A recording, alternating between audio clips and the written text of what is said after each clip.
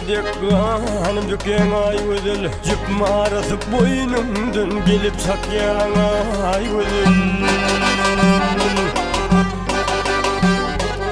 Yüzüm ağır yüzümdün vurup döken ay ödül Yürüp büküp sanlıkta canım sıkar ay ödül Bu dünyada sen bana bakıp olun tay ödül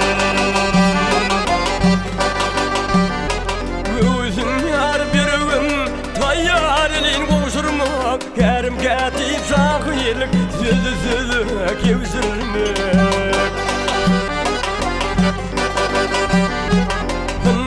Takla sırmı ayıp değil tavsırmak Hali edip huznumu kalımı kuşurmak Aşk dağını yükledim bilim çöpler ay ödül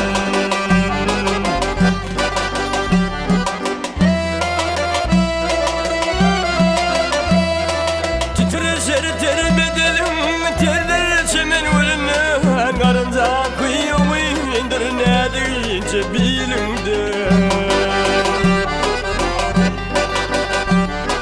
O havadaşım yerliği durdu kulları delinden Yüzümü bekir islimin şervet yoksun kolundan Bu dünyada sen bana bakıp olun tay gözün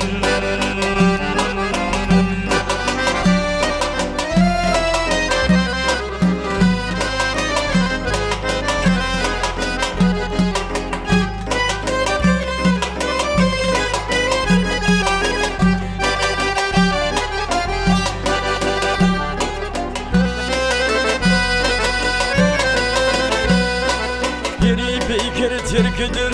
yarın bana barana Mavşuk yıllar arana Rızk yolunda durunna Aşık bulur dağlarım yeri vakıp yüren Muhtalık çillemezi gelir başa vurunna Uçun uçup oldur hep dağdı peryada ödül Aşık bulur dağlarım yeri vakıp yüren Noktalık çillemezi gelir başa vurun Bu dünyada kıyme bakıp olun tay ödül